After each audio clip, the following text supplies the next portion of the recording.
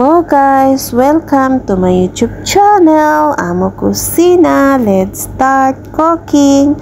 Tara, samahan niyo ako. Ang ating lulutuin ngayong araw ay creamy chicken sambusa.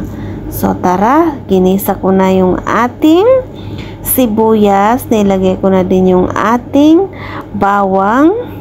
Halu-haluin lang natin hanggang sa lumambot yung ating bawang. Pinakulo ko na nga pala yung ating manok.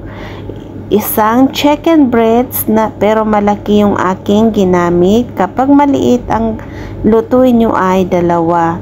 Pinakuluan ko siya ng 1 oras. Yan, nilagyan na natin ang ating pampalasa, asin at black pepper at chicken baharat.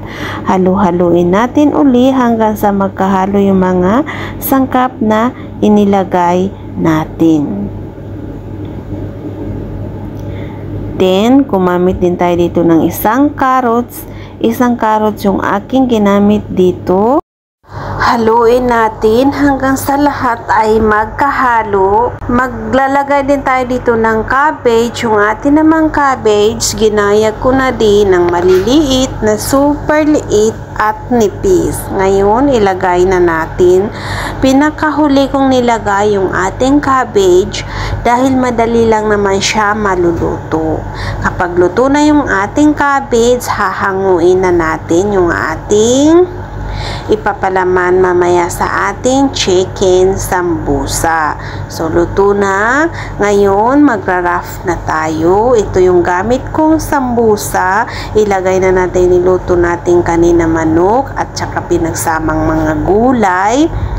Ganito ko lang po siya ginawa. Napakadali lang po.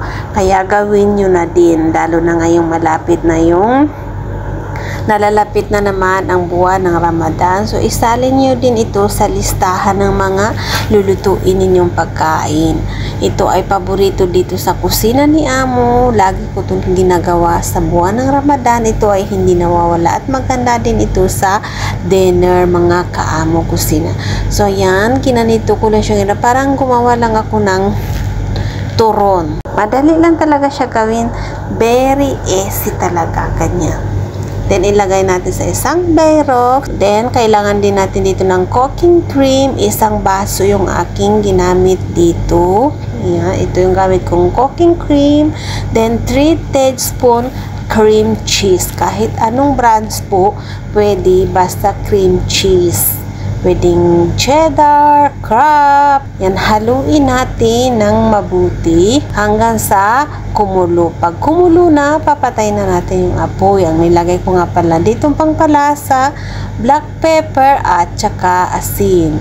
Pagkakulo, hahanguin na natin uli. Hindi natin siya lulutuin ng matagal. Lutuin lang hanggang sa kumulo. Then, ibuhos natin sa taas ng sambusa at i-open hanggang sa mag-golden brown. Ngayon, luto na. Sana nagugustuhan nyo guys. Kung nagustuhan nyo, huwag nyo kalimutang mag-like at mag-share sa aking YouTube channel. Thank you for watching.